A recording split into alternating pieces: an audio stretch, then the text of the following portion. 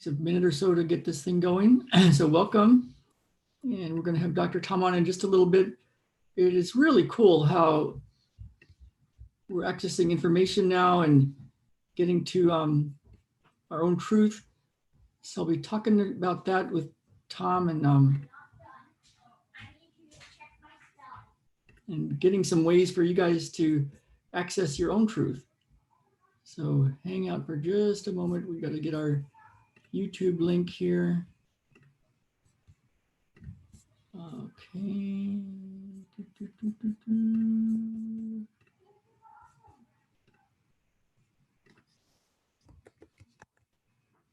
Good, that should be a go. So those of you that are looking for the email, it is up now with the links and also the replay links. Okay, so that's a go.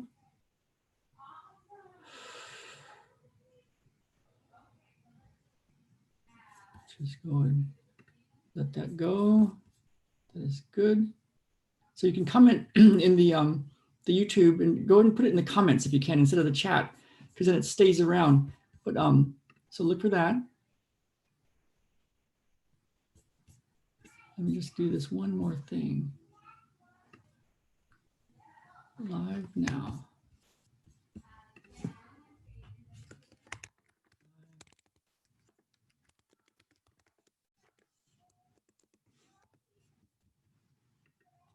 Okay. So we should be good. We'll just move that over.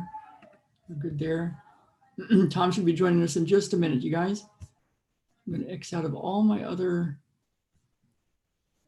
things here so that we're totally undivided attention. As some of you know, I've been playing with something, doing a being in the here and now the last few days and reporting in on our YouTube channel about my experiences. It's been really amazing already.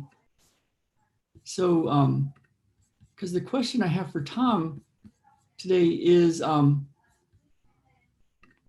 how can we access our truth a little bit better, maybe a lot better? Let me close this.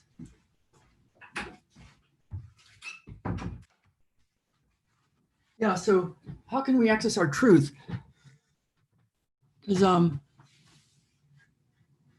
you know, there's so many things. I was reading a book about a guy that was a big time, what's called a media manipulator.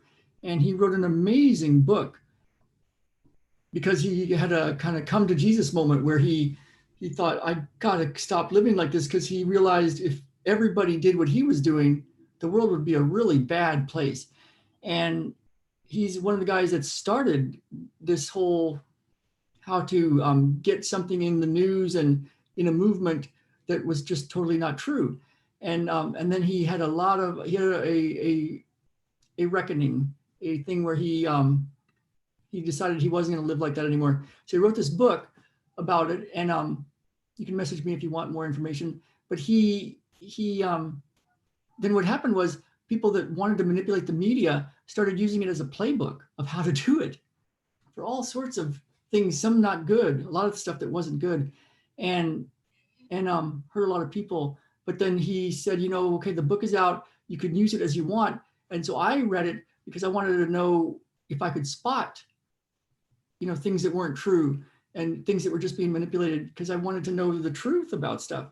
Because these days there's so much stuff going on that's that's concerning, you know, the lockdown, the wearing a mask or not wearing a mask, social distancing and not touching people, and no longer having kids in schools together to play. And so so it's really important, I feel, to know what the truth is. And so we're going to do another thing tonight called a peace process with the whole group of people worldwide.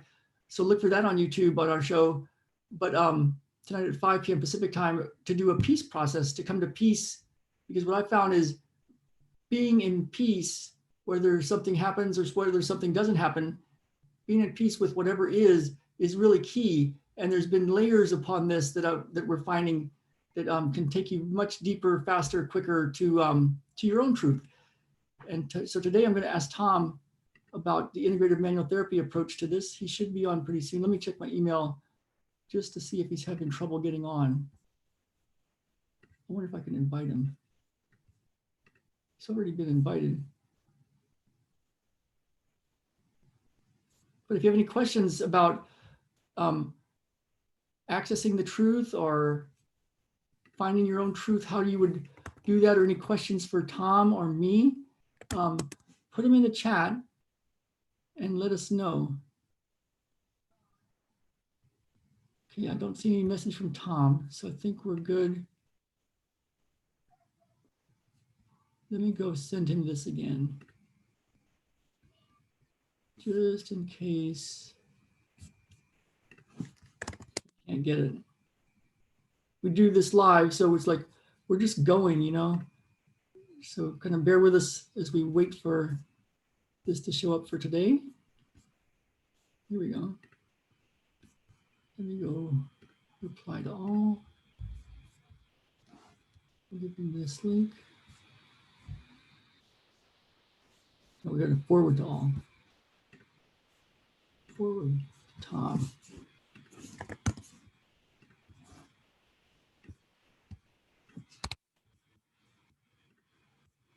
Okay.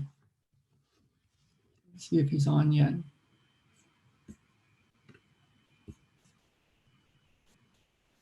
Okay. Still no Tom. Oh, here he is. All right.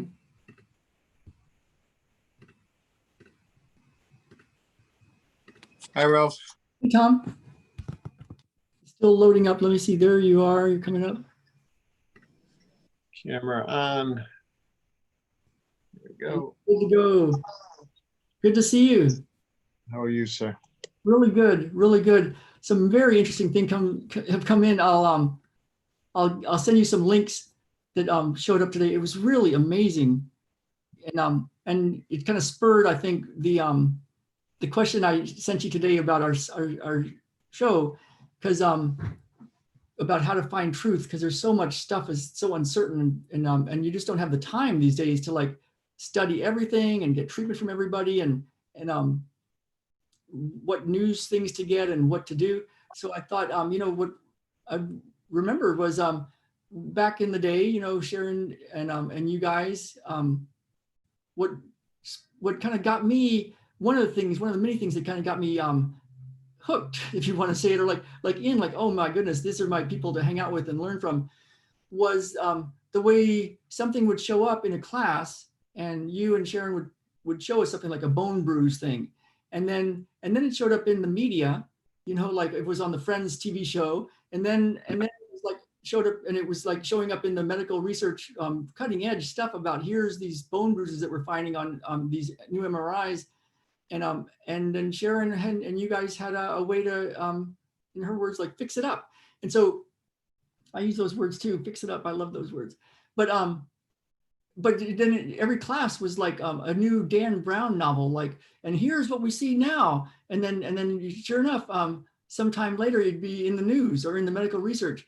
And the glute activity explosion showed up first with you guys, and then Dr. Tom O'Brien, and then everybody else. And so I know a lot of stuff is still coming through you to help people with all the new things that are showing up and problems that people are having.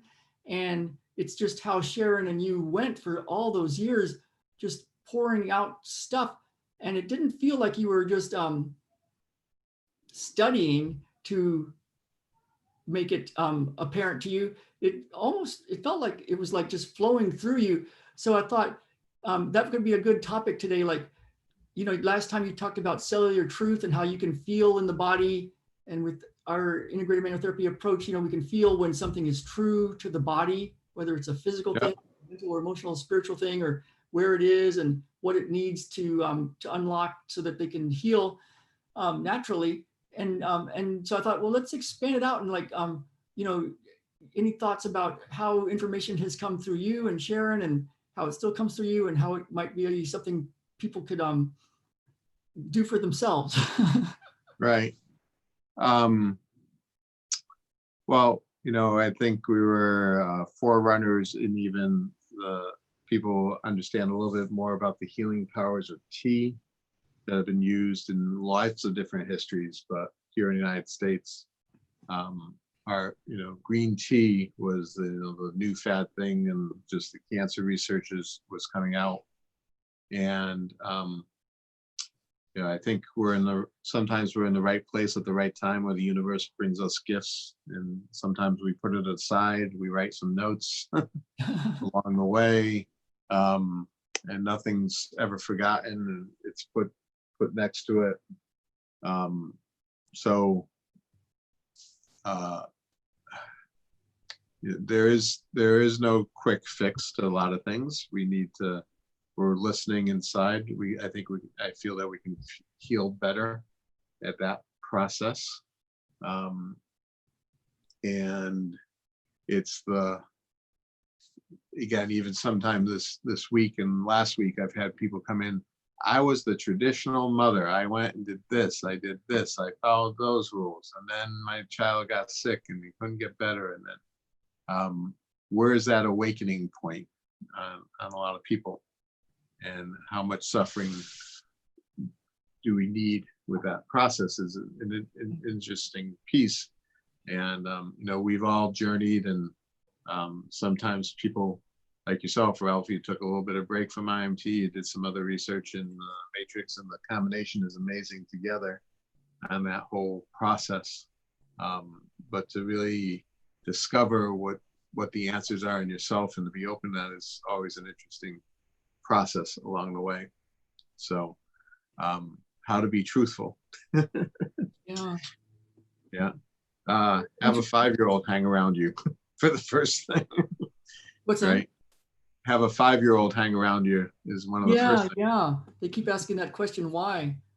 Yeah. That's a really interesting thing that you said. I felt like on the road to awakening or finding the truth or whatever, a mom, parents, kids, and then stuff happens and you kind of get some new data, but how much suffering before you get to that point, that's like a big spiritual question. Like, why is that? But yeah, anything you can. Yeah. And, we're of the age where some of our grandparents didn't have cars or watch TV, at those points. And now kids are having different information. So the information keeps changing. And I feel that our body of knowledge and our awareness is opening up even more. And the sensitivity of who we are and what we're going to do is something that even astrology, we're all getting forced into that whole process, right? The Me Too movement, the kindness. We just had riots in Minneapolis, I think, out Midwest somewhere, of an abuse to a police abuse, and the person died from it. Those intolerances in humanity have definitely changed, right? We now have the LGBTQ community, and before, in the 70s and 80s, they were very fearful about even presenting themselves in any way. It feels like everybody's becoming more aware and more awake to these processes, and it's a natural process for our humanity to go half the time. And like meditation isn't a bad word now. When we were in the 70s and 80s, you were called, like, you wore Birkenstocks and you were the hippie on the side, you listened to all this music, and a good amount of the population is absorbing that and taking that in. So I'll tell you a little simple story.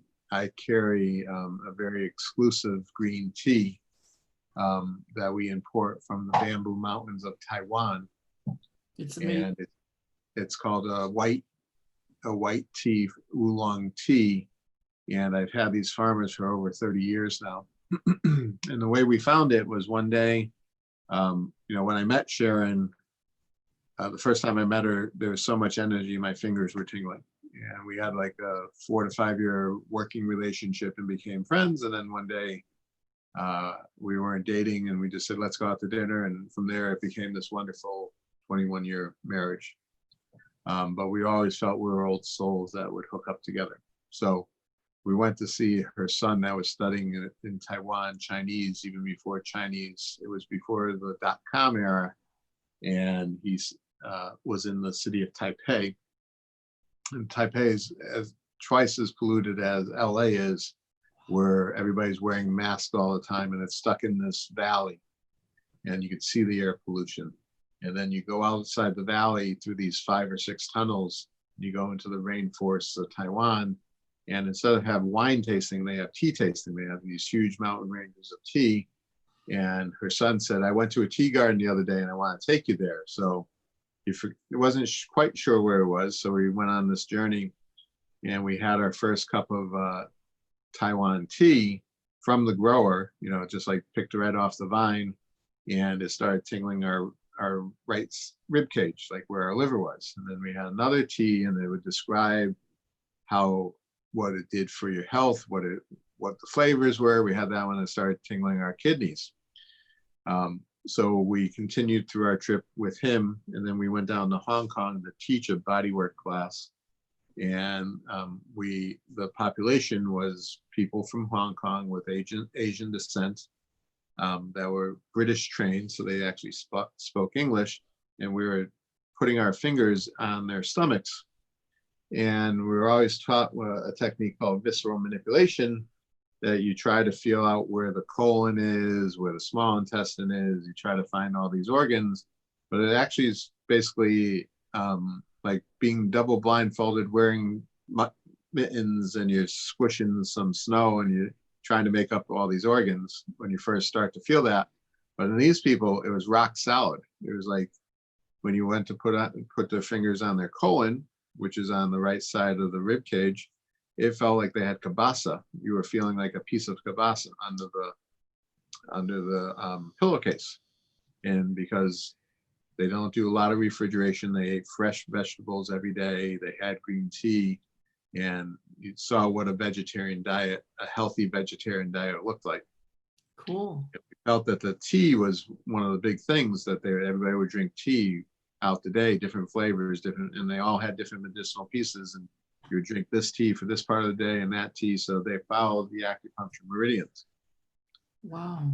We went on a search of Taipei, and we had our son buy like 500 to 600 different types of green tea.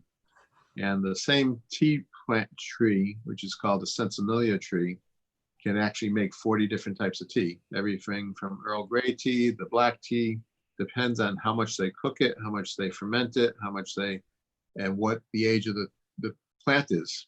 You know, you have these 50-year-old plants that look like old broken down legs and things, but they were very good for detoxification of the liver and the kidneys. And fresh young teas were good for jasmine tea. I love jasmine tea. So we went, and he brought all these samples back, and we came down to the top 10, and we took an advanced class, and we said, okay, guys, let's see which one works the best in the body. And we came up with the type and the brand that we have now. And our importer, who had lived in Taiwan and went to college in the US and went back, who helps us do the translation, says, that's pretty expensive. Why don't you get this other one? It's almost as good. And what do white people know about green tea? So, and now we have these special tea stores that are out there helping, you know, Dave's, and I wish we had more herbal teas, you know, that were more medicinal. Sometimes they don't taste good, but we're always looking for the sweet and candy tasting ones. Yeah, that's interesting. And I remember I had a client, and his dad was a neurosurgeon, I think. He had a bunch of patents. He was friends with Courtney McGuire, and then our friend too, and client. But he bought some of it, and his dad went and saw it in the cupboard, and took a few giant scoops of all the leaves, and made a tea. And Garrett was like, no, not that much, because you guys had a different way of making the strength of it, I remember. Yep. So our green tea makes a nice yellow, highlighter yellow color. And I tell clients after they make it, if it turns dark brown and oily on top, you've brewed it too much. You have to be very careful. And teas can actually be overcooked. You know, if you take super hot water, It should be between 180 to 190 degrees, maybe 200. Otherwise, you start burning out all the good antioxidants that were there the first time around. Let me ask you this. Yeah, I said that I know because they're just a few little leaves when in just the right temperature. It feels so good. So when you were doing this, you guys were having such a fun time going through the mountains and tasting teas and how did you know that this was going to be did you know then that it was going to be a big thing as part of people's healing and what you would be doing with it? Or did you just like, the truth of knowing that, oh yeah, do that. How did that happen that it's turned into a thing for you guys? And instead of just like, it was just a nice vacation thing and you had tea tasting, like wine tasting, and then you were back in Connecticut and it was just the same old, same old. How did you know to go down that road? It was sort of listening to the intuition. It was like, we got to bring this back. We want some for ourselves. And then we started sharing it with other practitioners and they said, boy, I really feel good on this. And we would listen to all those statements out there. And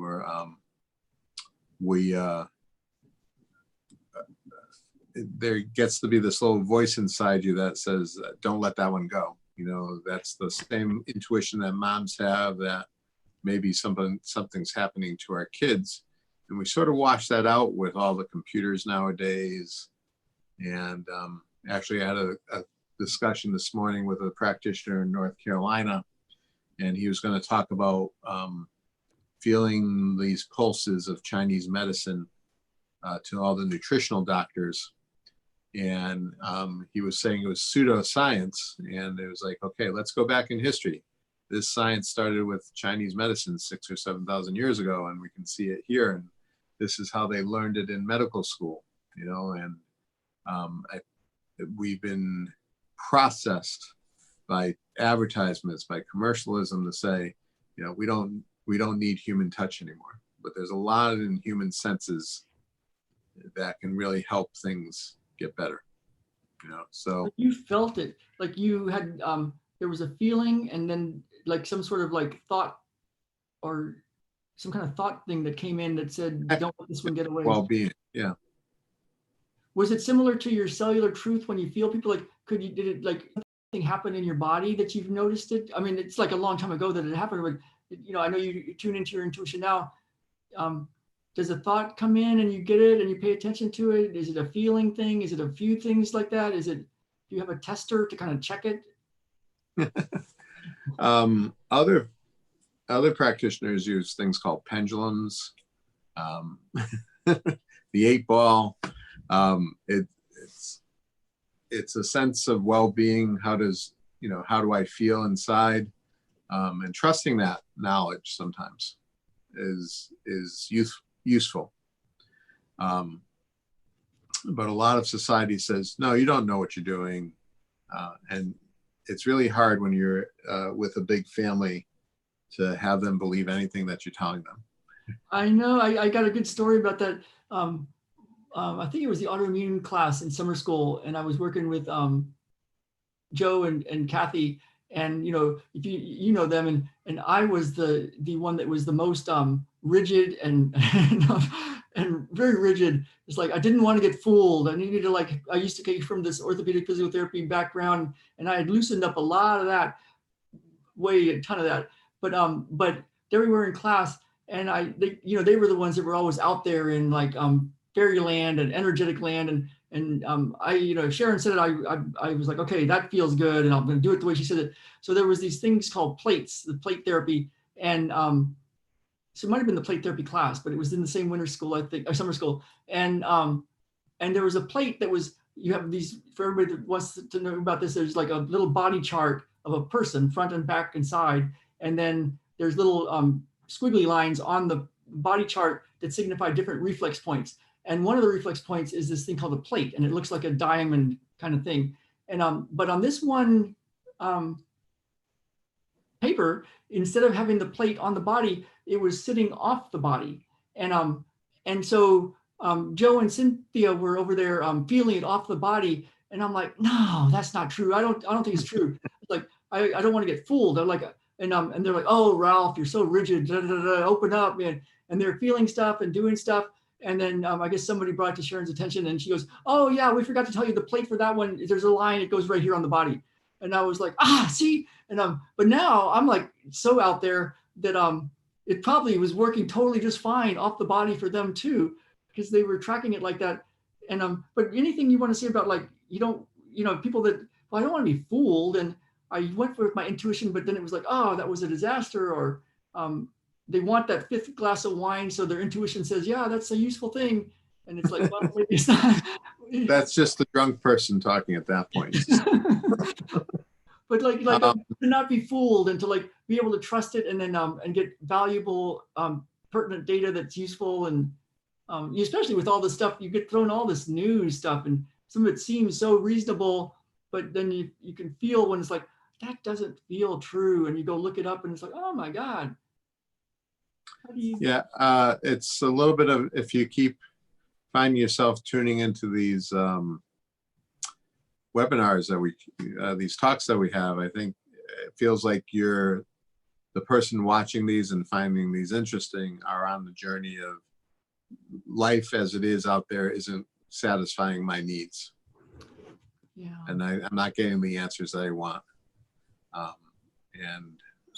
So I feel that that group of people are well on their way, So again, this morning's discussion with this therapist was he needed to convince this group that our pulse testing, our motility testing was something that wasn't pseudoscience.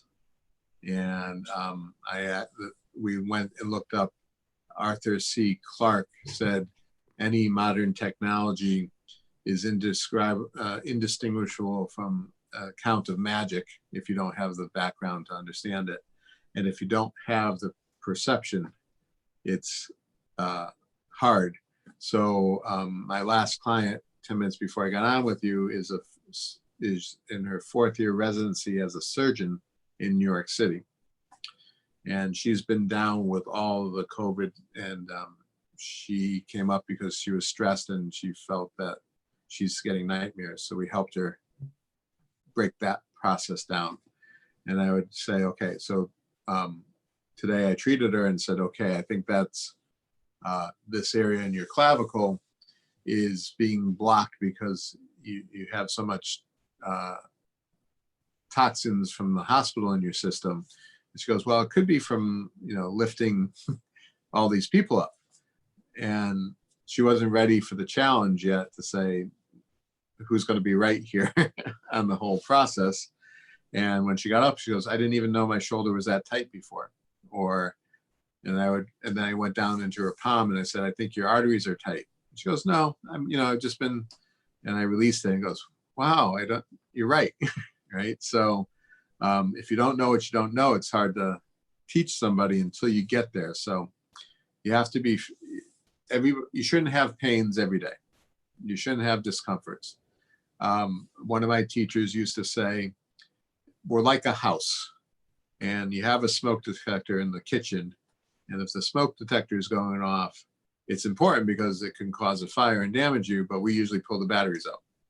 So if you have a headache and you're taking an aspirin, it's like pulling the batteries out of the fire detector. And eventually it's going to get so sick, you're going to have something blow up on you. So we should be listening to every single bump in our body. We should be able to say, this doesn't taste like real sugar. It tastes like fructose. We should have the refinement of this tastes garbagey, or this, I can't imagine drinking even a glass of Coca-Cola, never mind even a glass of diet soda, because of the, I like natural sugars that are kind, and those other fake ones are too sweet. But if you've been drinking it every single day, you get numb. Yeah. Right. I was in Vancouver once and for a race, and my friend Greg had he was a race director kind of guy, and he knew a lot of people. So all the Kenyans, the East Africans, were at his place eating food, and it's like they were going to make us their food. And so we had to go to the market, and there was a little market right on the corner. So me and one of the Kenyan guys went to the market, and he was a young guy, 20 years old maybe. And And so we were supposed to get tomatoes. So I started picking tomatoes, and he looked at me like with this look of like, can't you tell that's not a good tomato? And it looked like a good tomato to me. And he picked different ones. And so kind of interesting how that data is there, but we get all numbed out if we don't, we're not used to thinking like that or feeling like that. Just interesting. Yeah, so getting back to what normal should be and what healthy is, it's a far cry from what we see on TV. And I still have an uncomfort level in this era of the virus going on, that, you know, the news is saying that person was perfectly fine and they were healthy, and then they passed away of something, and they're in their 20s and their 30s. But do we really know? Were they on, did they have asthma? Were they had seasonal allergies? That's telling me something that has put a ding in their immune system. Yeah. So it's hard to separate. Normal just means the average of the population. It doesn't mean that you're healthy or not. Yeah, there's a difference between true normal, which is optimum, and just average, which is just average. Yeah, that's so really cool. So those blur the line. Yeah, there's definitely people that aren't satisfied with the vehicle they're using now for their health and their intuition and how to live life. And anxiety is at 18% of the country, probably the world, and probably higher now. There's so many kinds of practitioners. You know, people can reach out to you, and we'll give your contact information again, and to me, and we're happy to talk to people for free. You know, see what we see and help them decide if it's useful to continue the conversation and work with either of us. But there's so many possibilities. There's acupuncturists of all sorts, and doctors of all sorts, and alternative practitioners of all sorts, and if you don't generally see a change in a reasonable amount of time from somebody's therapy, then it may not be the tool for you. Right? And I agree too. I know, again, my friend Joe, he's just wonderful. He teaches his own classes too. And he had an old osteopath named Ed Stiles that used to say, okay, we don't want to take money under false pretenses. Let's retest. Because he would always test, then do his osteopathic stuff, and then retest. And he, when the person was getting off the table to retest, he would say, he always had that joke, we don't want to take money under false pretenses, which meant let's check and see if anything changed. Would you say, is it like that session? I mean, I know IMT does that. It's like people get up and like the hand arteries and the shoulders looser. Is that how, like, how do people judge it? Like, is it, because the other part about that is like, the way I used to be as a physical therapist back in the first year or so, it took me a couple of years at least, probably 3, because I remember the first client, I thought, wow, I think I did something that made this person better. Took a few years. But before that, it was like we would do this evaluation, and I had no idea what I was really, why I was doing everything, even though I went to school. And then I would do stuff, and then I would send them on their way. And then over a week, 2 weeks, 3 weeks, some of them got better, some of them didn't, some of them got somewhat better. But I really couldn't say, oh, it was because of anything I did, because I didn't retest till I started really learning this whole osteopathic way and the Western Australia way of therapy that I was learning, this Maitland way of like, you always want to retest. And so what's reasonable? Like, you know, when somebody has a chronic condition, you know, some kind of chronic condition, chronic pain, it's been there a while, and anxiety, just stuff. Should it be one session? I mean, for me with IMT, it was one session, and I was way different. It was one class and just one technique, and I was different. Yeah, I generally say there are, like this doctor that was there, I saw her Saturday and today's Wednesday, and she said, it's just amazing how much I'm 30% better or in one session. And then the other question about like that, when somebody gets better, if she didn't even see you for another 2 or 3 weeks, would the likelihood of getting even better or different from there on out, like because of that interaction with you? Well, that's why I hope that what happened And, you know, the tool we use called myofascial mapping, which tells us the story of where to touch in the body. We've had people come in, they've come in for the interview and the evaluation, and we sit down and said, well, I think here are the 4 points that we want to address, and here's how to get better. And they don't buy into the process. They go away for 1 year, 2 years, 3 years. They come back again, and we remap them, and 80 to 90% of the same map is there to stay. So I feel that some of the tools that integrated manual therapy goes for make a more of a definite change in the whole process. Even when people say, because I went to physical therapy school first and then chiropractic school, when people say I've been seeing a chiropractor for a while, I say, have you gotten better in the last 3 visits, or is it just sustaining the other piece? Same thing with physical therapy. You should see continual improvement, and our evaluations as professionals help show that. But if the person can't perceive it, then it didn't happen for them. Yeah. Right. That's why. And also, right. They might miss it. Yeah. If it didn't happen for them, or if it didn't happen, we even go as far. So after 10 visits or so, we have, tell me what your new goals are. Tell me what's improved. And if they say no to all those, it's like, well, maybe this isn't for you, and it's okay. Yeah. So we're always willing to meet the person where they are and say, did this help or not? Is it helping or not? Okay. And it's okay if you leave us at that point. And then if it's a child and the parent's paying, or if it's a teenager or a young adult and they're using their parents' money, is the parent seeing, even if the person thinks they're getting better, we even ask the payer, do you feel that they're getting better or not at the same time? So good. Yeah, it gets everybody on the same page and with the same goal. The same goal. Yeah. And what I tell people now after all this experience is, well, I hear your goal. I hear your problems are maybe headache and low back pain and sadness. I feel I have a plan. Can you give me 4 visits?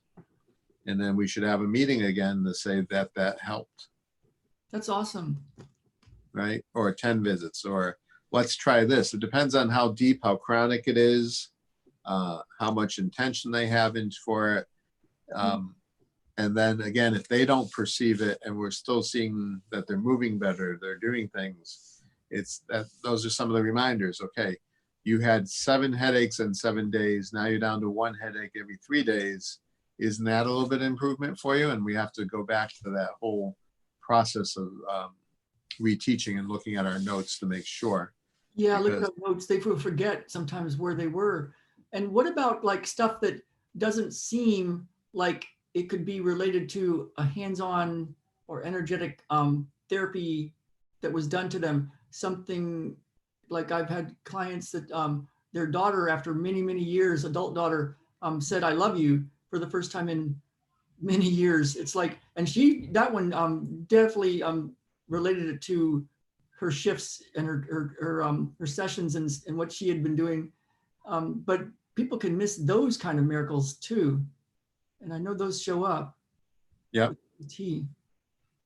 Well, you know, we hold some of our emotions in our tissues. So, and even in Chinese medicine, they relate different organs to different sensations and feelings. We used to be able to see somebody walk down the hall and almost predict what type of things they were going to do. Yeah. And it's if the person's ready, if they have enough support, and that's another thing, Ralph, is when somebody leaves my office dissatisfied, I always ask, not that they were wrong, is what support did I not give them enough to help? Because you heard Sharon say that we are patient-centric, not doctor-centric. Like, yeah, if the procedure worked but he died, doesn't work for us. Yeah. So it's how do we meet that? And can I give you one example of that story? Yeah, absolutely. We had a practitioner working with us, and she had a 14-year-old daughter and a husband, and the relationship was a little stressed between the husband and the practitioner, and so she sent him to us for shoulder pain.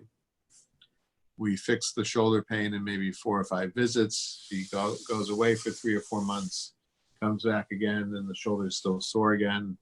We get him, try some diets, try some of this, try some of that, and he comes back again. And 6 months later, we hear that he is passed out on the floor in his house, and we missed that this person needed to use alcohol to drown his pains enough. He was an alcoholic per se. And when the liver got tired, it would hurt the shoulder. So we would fix him up and do some liver techniques. We'd do some shoulder techniques, and his shoulder would get better. But it was actually the liver trauma. If we could fix that, then all that piece. So we really felt responsible that it's a whole mind, body, and spirit connection of those pieces. If somebody has an addictive behavior, exercising too much, smoking too much, needing marijuana every night, smoking cigarettes, all these addiction types of things, I can't get away from the TV. That's no different than taking a pain medication. We're not being centered in our body, right? So and what was the rage in his liver that he wasn't willing to acknowledge? And, we couldn't get to that. So he ended up divorcing the family. Wow. Because his wife wanted more connection to that. But, that person didn't have the safety to keep both stories in his life. Yeah, people are very much more, there's a lot of parts of us, of us. And that's what's wonderful about helping people. You should always ask, am I getting better? Did I get better? How has it influenced me?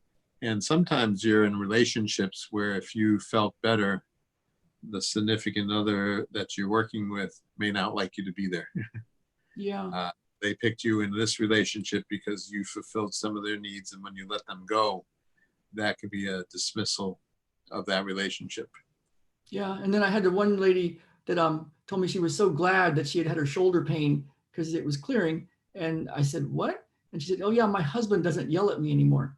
And I hadn't worked on him, but later she sent him to me. So there can be a positive version of those things too. So yeah, and there's people definitely that are not satisfied with what they're using now.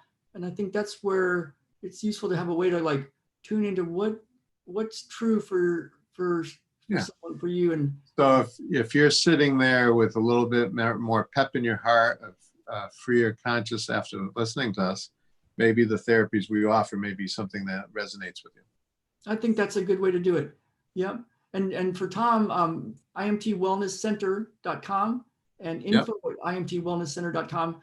He'll talk to you for a free consult, a 15-minute consult, and see what he's, hear what's going on with you. And if he can help you, he can let you know.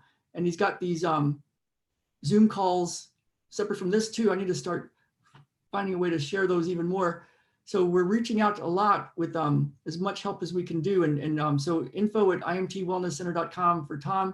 And if you want to talk to me, I'd be happy to meet with people that are interested. And the way to do that would be to go to autoimmuneanswers.com. And there's a free masterclass of what I've found is the keys to healing. And then you can get the information about how to contact me as well for time together and help you figure out what to do. And yeah, if it feels like, you want to reach out, if there's something that's calling you and we can help, we'll let you know. So thank you, Tom, again. I'm just loving these once a week things and just so good to see you. Yep, you too. Have a good week, Ralph, and I'll see you later. Thank you, Tom. Thank you very much, man. Okay, you guys, so I will see you guys later. If you're watching live, we're on tonight at 5. I'm doing a thing with a group called Wesley Price Foundation and others from around the world to come to peace, help clear some of the mental, emotional, spiritual stuff around all of this lockdown and this mask wearing and virus thing. And so we're just going to go clear stuff that's in people so that people can be have more peace with the whole thing, and then know what to do to be able to tune into your own intuition and your own journey. So join us for that. You can go to autoimmuneanswers.com and